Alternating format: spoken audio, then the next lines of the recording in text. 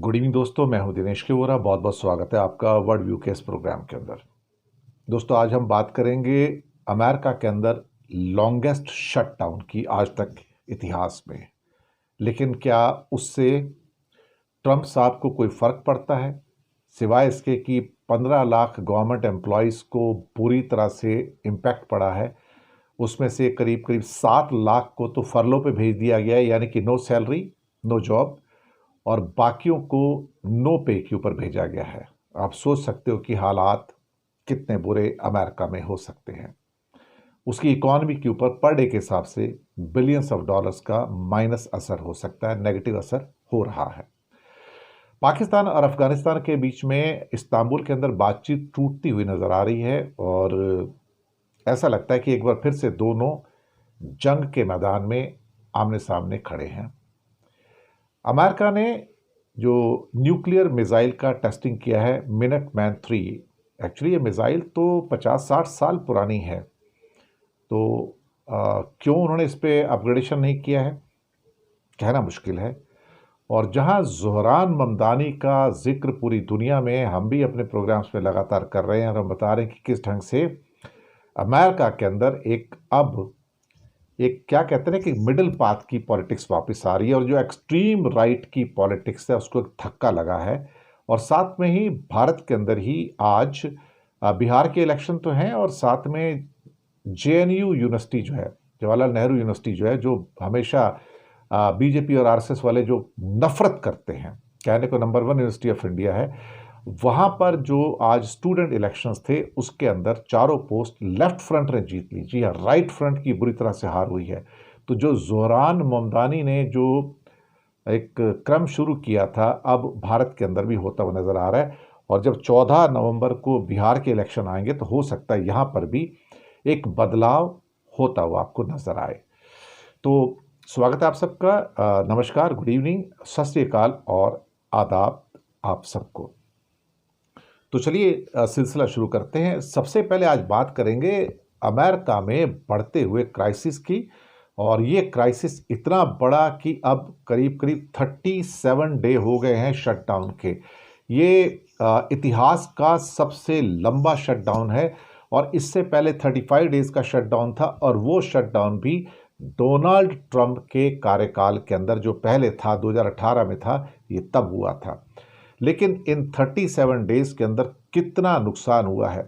लगभग 6.25 लाख लोगों को फरलो पे, जो कि फेडरल एम्प्लॉई हैं, गवर्नमेंट एम्प्लॉई, उनको भेज दिया गया कि हमें तुम्हारी ज़रूरत नहीं है, नो जॉब नो तनख्वाह। और करीब करीब 7-7.5 लाख लोग ऐसे हैं जो काम तो कर रहे हैं लेकिन विदाउट पे काम कर रहे हैं, उनको कोई पैसा नहीं मिल रहा है। और अपने आप में ये कहानी जो है ना, ये अमेरिका को तोड़ने वाली है। लेकिन क्या ट्रंप के ऊपर इसका कोई फ़र्क पड़ रहा है? ज़िद किस बात की है? ज़िद इस बात की है कि जो हेल्थ केयर को लेकर जो है, जिसको कि अक्सर कई बार ओबामा केयर भी कहा जाता है, उसको लेके कुछ अमेंडमेंट चाहिए डेमोक्रेट्स को, और रिपब्लिकन पार्टी वो नहीं देना चाहती है। और इसके ऊपर जो टैक्स क्रेडिट मिलता है, डेमोक्रेटिक पार्टी चाहती है वो उनको मिलता रहे, ताकि लाखों करोड़ों अमेरिका को सस्ती हेल्थ इंश्योरेंस की फैसिलिटी मिल सके। और यही रिपब्लिकन नहीं चाहते कि कोई भी चीज़ उनको सस्ती ना मिले, महंगी मिले हैं। अब जब उनको सेनेट के अंदर 60 वोट चाहिए 100 में से, लेकिन हर बार 53-54 वोट मिल जाते हैं, लेकिन 14 बार अब तक कोशिश की गई है, 14 बार पिछले कुछ दिनों के अंदर, और हर बार नाकामी हाथ लगी है। 53 सीटें रिपब्लिकन के पास हैं 100 सीटों में से। चाहिए इसको पास कराने के लिए, जो बिल पास करवाना है कि जो ट्रंप साहब चाहते हैं ताकि शटडाउन ख़त्म हो, तो 60 उसको वोट चाहिए, लेकिन 54 से ऊपर वोट उनको नहीं मिलते हैं।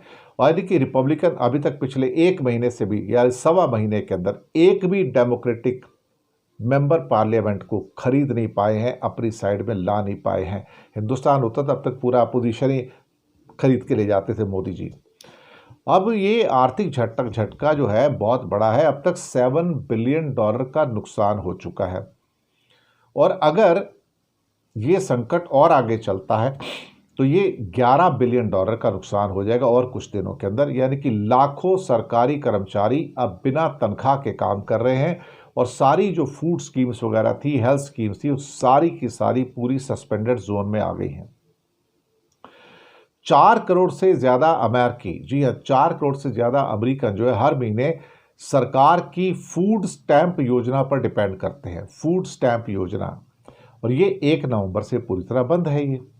तो ट्रंप प्रशासन ने जो कहा जा रहा है कि $4.6 बिलियन की इमरजेंसी फंड से मदद दे, उनको नवंबर के भुगतान के लिए $9 बिलियन चाहिए, लेकिन उनके पास कुछ देने के लिए है ही नहीं है।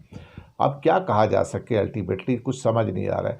बल्कि यहाँ तक हो गया है, वहाँ तो किसी एक वहाँ पे एक अमेरिकन वासी हैं, उसने $130 मिलियन, $130 मिलियन दिए हैं, दान दिया है, ताकि उसके सोल्जर्स को, जिनको तनख्वाह नहीं मिल रही है अमेरिका में, उन सोल्जर्स को भी कम से कम कुछ तनख्वाह मिल सके। और ये अपने आप में मुझे लगता है कि अगर उनके जो 13 लाख सैनिक हैं उनको दिया जाए तो उनको केवल देखा जाए तो सिर्फ $100 ही पड़ते हैं, यानी कि बहुत ही ये छोटी सी रकम है, लेकिन एक जेस्चर तो है कम से कम। अभी जो फ्लाइट्स हैं उनकी वो भी देरी से चल रही हैं, 16,700 से ज़्यादा फ़्लाइटें डिले हुई हैं, 2,282 फ़्लाइटें रद्द करनी पड़ी हैं। न्यूयॉर्क के एयरपोर्ट्स में 80% स्टाफ एब्सेंट है, क्योंकि फरलो पे इधर उधर तनख्वाह नहीं मिल रही तो लोग काम करने बंद कर दिया है। हालात ऐसे हैं कि 6,70,000 कर्मचारी घर पर हैं, जी हाँ, 6,70,000, उनको फरलो पे भेज दिया गया, यानी कि तुम आओ मत, ना तुम्हें तनख्वाह मिलेगी। और 7,30,000 कर्मचारी जो है बिना वेतन के, बिना तनख्वाह के काम कर रहे हैं। तो ये जो हालात आपके सामने जो निकल के आए हैं, आप सोच सकते हैं। सरकार कहेगी मुझे तो $400 मिलियन की बचत हो रही है, ये बचत नहीं है बल्कि ये कंट्री की बर्बादी है। आप कंट्री के पूरे सिस्टम को पैरालिसिस मोड में लेके चले गए हैं, और जब कोई सिस्टम पैरालिसिस मोड में चला जाता है तो फिर उसका बचना भी बहुत मुश्किल हो जाता है। चलिए अगली खबर पे आते हैं। पाकिस्तान और अफ़गानिस्तान की वॉर होने की संभावनाएं, जो पॉसिबिलिटीज़ हैं, फिर से बढ़ गई हैं, और पाकिस्तान ने फिर से सीज़ फायर तोड़ा है, एक्चुअली सुनने में आया है। और ये इल्ज़ाम अफ़गानिस्तान ने लगाया है, और पाकिस्तान ने इल्ज़ाम लगाया कि अफ़गानिस्तान जो है वो सीज़ फायर तोड़ रहा है, और दोनों साइड से फायरिंग हो रही है, मोर्टार से फायरिंग हो रही है, और कहा जा रहा है कि एक दूसरे के घरों पर निशाना बनाया जा रहा है। चमन बॉर्डर क्रॉसिंग है जहां पर ये फिर से फायरिंग हो रही है, और ये बॉर्डर क्रॉसिंग अफ़गानिस्तान के कंधार प्रोविंस के स्पिन बोल्डक को जोड़ती है। अब ये जो रोज़ की जो मारामारी है, इनकी आपस में जो गोलीबारी है, ये बंद होने का नाम नहीं ले रही है। हालात इस किस्म के हैं कि अब जो इस्तांबुल के अंदर, टर्की के अंदर जो बातचीत चल रही थी, वो बातचीत पूरी तरह से फेल होती नज़र आ रही है, और जो टर्म्स एंड कंडीशन जो सेट करनी चाहिए थी दोनों के बीच में, वो किसी को भी एक्सेप्ट नहीं हो रही हैं। तो ये तीसरे दौर की जो बातचीत थी, तीसरे दौर की बातचीत में जो अनसुलझे मुद्दे हैं, वो दरअसल अभी भी अनसुलझे हैं, उसके ऊपर कोई भी आपस में इनके एग्रीमेंट नहीं हो रहे हैं। जो लोग वहाँ पर अफ़गानिस्तान की ओर से इस वार्ता में भाग ले रहे हैं, उसमें कुछ सुहेल शाहीन हैं, एक अनस हक्कानी हैं, एक कहर बल्खी हैं, और कुछ जाकिर जलाली हैं, और पाकिस्तान की ओर से खुफिया एजेंसी के एक चीफ हैं असीम मलिक, वो उनकी ओर से रिप्रेजेंट कर रहे हैं। लेकिन कहीं से कोई समझौता होता हुआ नज़र नहीं आ रहा है, बल्कि पाकिस्तान के जो डिफेंस मिनिस्टर हैं ख्वाजा आसिफ, उनका ये कहना है कि अब कोई चारा बचा नहीं है सिवाय इसके कि अब जंग होगी, और दोनों ओर से जो फ़ौजें हैं वो तैयार हो रही हैं। पाकिस्तान के पास तो खैर एयरफोर्स भी है, नेवी का तो यहाँ काम ही नहीं है, क्योंकि बेसिकली लैंड बॉर्डर है, सारा का सारा लैंड लॉक्ड स्टेट अफ़गानिस्तान, तो समुद्र तो है ही नहीं उनके पास। पर एक बात तो है इसके अंदर की जो एयरफोर्स है वो पाकिस्तान के हिसाब से काफ़ी सुपीरियरिटी उसको देती है, और अफ़गानिस्तान के पास तो ढंग की कोई आर्मी भी नहीं है, सिवाय इसके कि उनके अपने तालिबानी लड़ाके हैं जिनके पास गन्स वगैरह हैं, मशीन गन्स हैं, तो उसी के सहारे वो लड़ते हैं। लेकिन उसके सहारे ही उन्होंने काफ़ी कोहराम मचा के रखा हुआ है, इसमें तो कोई भी शक शुबह वाली बात नहीं है। और बीच बीच में उनके जो तहरीक तालिबान पाकिस्तान जो है, वो नाम तो सिर्फ पाकिस्तान का, लेकिन वो पाकिस्तान की ऊपर ही अटैक करते रहते हैं। जाफ़र एक्सप्रेस हो या बाकी जो उनके मिलिट्री कॉन्वॉयज़ हैं, उनके ऊपर उनके अटैक होते ही रहते हैं। तो इसमें तो कोई शक वाली बात रह ही नहीं गई है कि तालिबान को जीतना इतना आसान नहीं है और पाकिस्तान को भी इस बात का अंदाज़ा है कि चीज़ें जो हैं वो इतनी आसानी से यहाँ पर होने वाली नहीं हैं, तो कुछ ना कुछ तो सोचना पड़ेगा। अब आते हैं अगली खबर के ऊपर कि अब अमेरिका और रूस के बीच में जो न्यूक्लियर राइवलरी है अब इस ढंग से पहुंची है कि ट्रंप साहब ने ऑर्डर दे दिया है कि नेवाडा के प्लांट के अंदर, नेवाडा जो जगह है वहाँ पर जहाँ पर उनका अधिकतर जो सारा का सारा टेस्टिंग होता है, वहाँ पर जो टेस्टिंग हो रहा है उसको लेके क्या कहते हैं कि रशिया के पुतिन साहब ने भी ऑर्डर दे दिया कि भाई अब हम भी टेस्टिंग करने जा रहे हैं। और उन्होंने एक साइट वगैरह भी जो है वो पूरी की पूरी फिक्स कर ली है। 1991 के बाद से एक उससे पहले 1990 की CTBT ट्रीटी थी, comprehensive nuclear test ban treaty थी, और उसको लेकर मुझे लगता है कि अब वो सारी की सारी जो CTBT ट्रीटी है उसको कूड़े की टोकरी के अंदर फेंक दिया गया है। और अब जो सारे के सारे जो नए टेस्टिंग होने जा रहे हैं वो अपने आप में इम्पॉर्टेंट हैं। इम्पॉर्टेंट इसलिए कि वो सारा CTBT के द्वारा जो क्या कहते हैं कि जो एक अपने आप एक मॉरेटोरियम लगाया हुआ था, जो रुकावट लगा हुई थी, उसको दूर करने की बात हो गई है। और रशिया ने नोवाया जेमलिया साइट को टेस्टिंग के तौर पर चुन लिया है। जी हाँ, नोवाया जेमलिया ये एक साइट है वहाँ पर, और ये आर्कटिक के पास पड़ती है साइट। इसको चुन लिया गया है कि यहाँ पर हम लोग टेस्टिंग करेंगे। और रशिया के जो डिफेंस मिनिस्टर हैं आंद्रे जो है, उन्होंने इस बात की पूरी जानकारी दे दी है कि नोवाया जेमलिया को टेस्टिंग साइट के लिए पूरी तरह से सिस्टम तैयार किया जा रहा है। पुतिन का कहना है कि हम बिल्कुल तैयार हैं, और अमेरिका अगर अपना नेवाडा के अंदर और बाकी कई मोस्टली करीब करीब जो 1100-1200 जो टेस्ट आज तक अमेरिका ने किए हैं, उसमें से करीब 900 टेस्ट नेवाडा के अंदर किए हैं। तो नेवाडा को फिर से प्रिपेयर किया जा रहा है अमेरिका के द्वारा टेस्टिंग के लिए। तो मुझे ऐसा लग रहा है कि अगर ये अमेरिका न्यूक्लियर टेस्ट कर लेता है, क्योंकि ट्रंप साहब ने कहा था कि रशिया, चाइना, नॉर्थ कोरिया और पाकिस्तान लगातार टेस्टिंग कर रहे हैं, और पाकिस्तान का नाम आया तो थोड़ा अजीब सा भी लगा। और उसकी खबर एक सिंध प्रोविंस से भी आ रही कि वहाँ भी पाकिस्तान अब तैयारी कर रहा है किसी न्यूक्लियर ब्लास्ट की फिर से, क्योंकि वहाँ पर टनल्स वगैरह या कुछ चीज़ें बनाई जा रही हैं, स्ट्रक्चर्स बनाए जा रहे हैं जो पूरी तरह से सीक्रेट है, और वो सिंध के हिल्स के एरिया में कहीं पर है वो। मुझे लगता है कि एक बार फिर से जो न्यूक्लियर रेस स्टार्ट हुई है, टेस्टिंग स्टार्ट हुई है, तो फिर ये तो फ्री फॉर ऑल वाली कंडीशन हो गई है। कौन किसको रोकेगा फिर? अगर ये दोनों स्टार्ट होते हैं तो फिर पाकिस्तान को कौन रोकेगा, हिंदुस्तान को कौन रोकेगा, कोरिया को कौन रोकेगा, और इजराइल को कौन रोकेगा? फिर सभी फ्री हो जाएंगे कि आप सभी चलो इस लाइन में, जो जो और भी कर सकता है वो भी करो। जब कोई रुकावट ही नहीं है, कोई किसी के ऊपर कोई बंदिश ही नहीं है, तो फिर कोई क्या कर सकता है।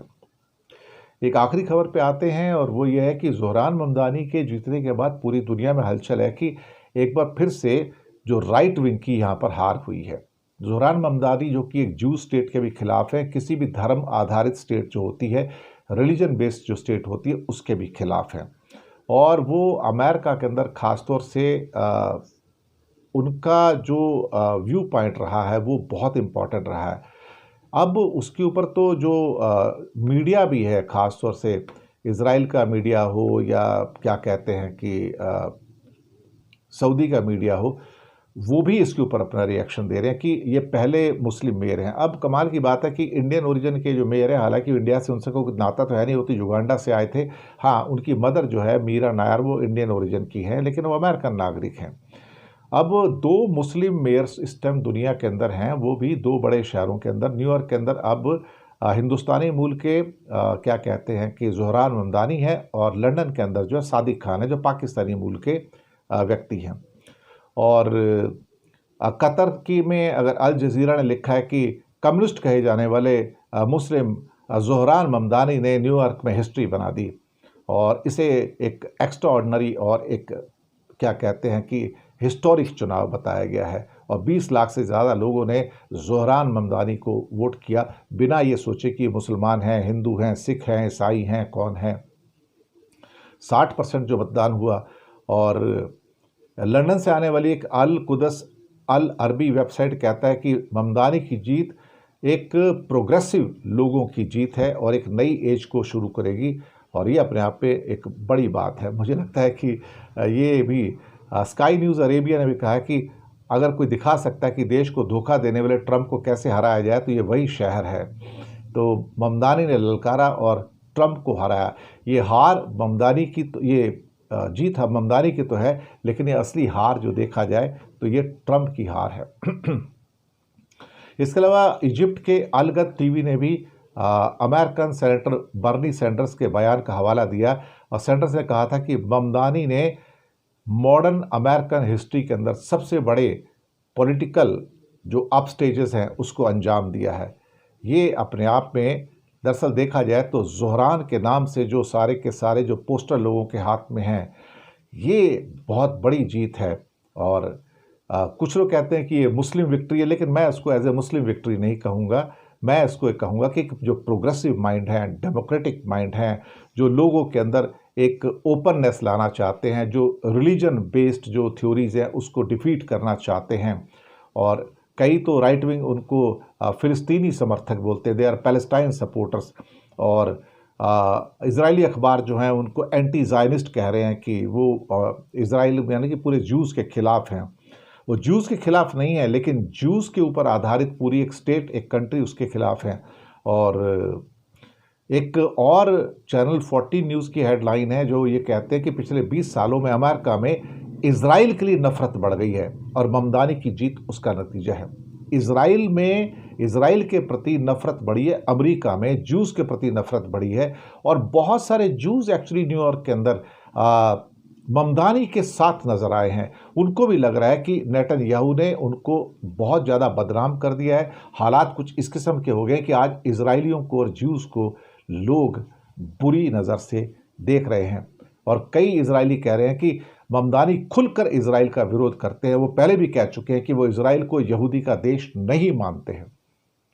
मुझे लगता है कि ये अपने आप में बहुत इम्पॉर्टेंट है। जो हो रहा है अद्भुत है, आश्चर्यजनक है। तो ये थी हमारी पेशकश। चैनल को सब्सक्राइब कीजिएगा, हो सके तो छोटी छोटी आर्थिक मदद भी कर सकते हैं। नीचे हमने आपके लिए यूपीआई नंबर और बैंक अकाउंट नंबर दोनों दिए हैं। किसी एक को चुनकर छोटी सी मदद करेंगे तो अच्छी पत्रकारिता को आगे बढ़ाने में आप हमारे सहयोगी भी बनेंगे।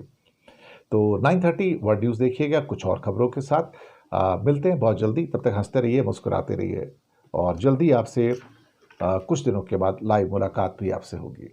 बहुत बहुत शुक्रिया आप सबका। Thank you very much and good night.